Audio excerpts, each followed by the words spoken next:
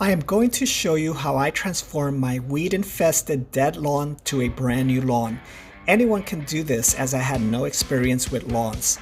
I created this video to show you step by step what I did so you can do this too. As you can see, my lawn was bare except for the crabgrass growing plus some thatch.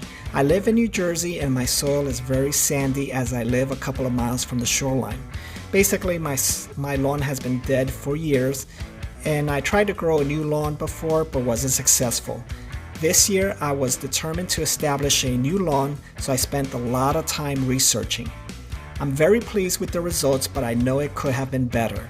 However, this new lawn is a work in progress and I will document this progress with future videos. In this video, I will show you how I prep my lawn before seeding and then the seeding process. First and foremost, you must do this in the fall when temperatures are not hot. You may also do this in the springtime. Late August will be a good start since it takes about 8 to 10 weeks to fully grow a new lawn. The first step was getting rid of all the crabgrass and other weeds.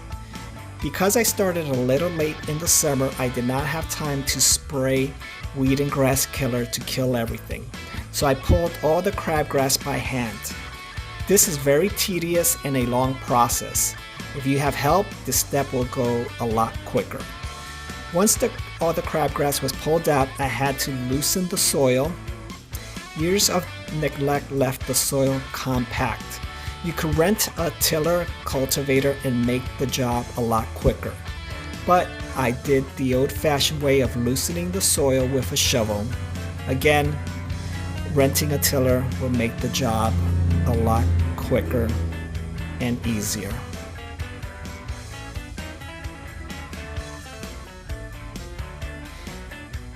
Now that the soil is loose, I need to level everything. You can purchase a level lawn rake, which is a rake that will level the soil. However, they are pretty pricey, about $150, but maybe you can find someone selling it on Craigslist or some other website. Another option, which is less effective, is to create your own level device. Here, you will see what I built. Got this idea from another YouTuber. If you're interested, I can create a video on how I created this. It is not a perfect leveling device, but does a decent job. If you don't have $150 to spend on the level lawn rake, this would work. You want to level the ground so that your mowing will be even, plus you will avoid water accumulating in certain spots. You basically just drag this across the lawn. Make sure you go horizontal and vertical on your lawn so that the leveling is optimal.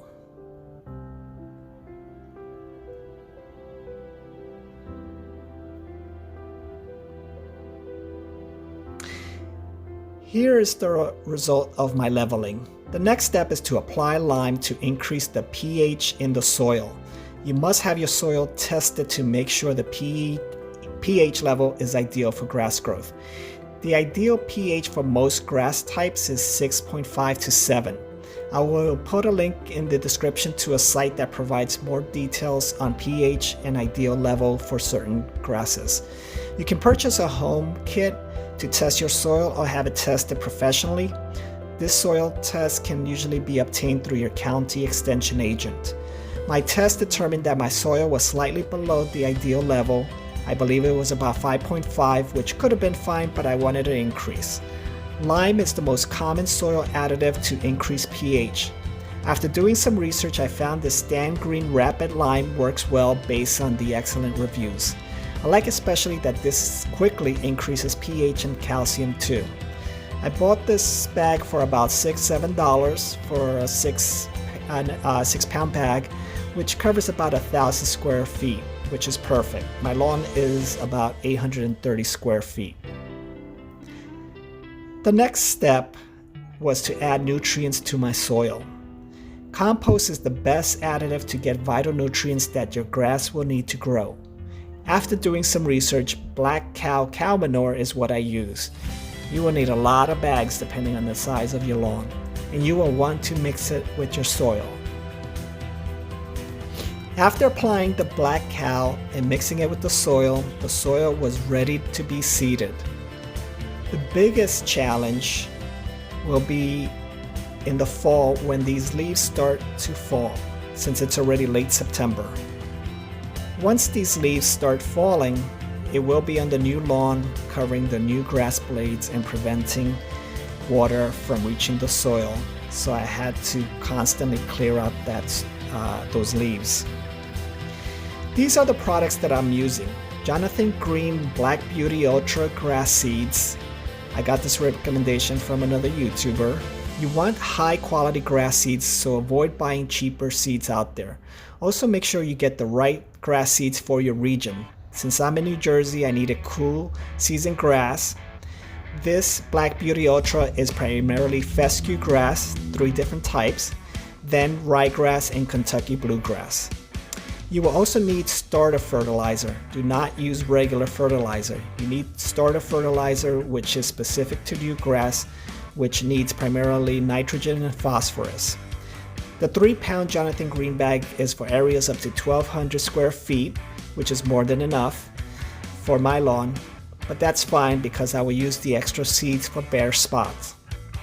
The Scott starter fertilizes for up to 1,000 square feet. So I spread the grass seeds first and then the fertilizer, but you can do it in any order. Most important thing is that you use the correct spreader rate.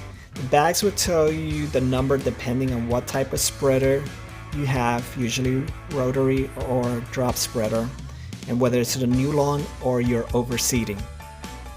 After applying both, make sure that you lightly rake the seeds so that the soil covers them. I use the back of the rake for this. Once that's done, you're ready to water your lawn. The key is to keep the soil wet. I watered my lawn twice a day for about 25 minutes, once around 7 a.m. and the other around 5 p.m. Do this for the first 2 weeks and then move to watering once a day for about 15 to 20 minutes for the next 3 weeks. After 5 weeks, water once every 2 days for about 25 to 30 minutes. This will of course vary depending on your weather, soil type, sprinkler system, and region. You will want to water to make sure the lawn gets about an inch of water. I used 2 of the sprinklers that you will see soon, which provided enough coverage for my area. So that's it regarding the prepping and the seeding. In the next video, I will go over the maintaining of the watering, making sure the grass continues to grow, and the next steps. Thanks for watching. Please like, subscribe, and comment below.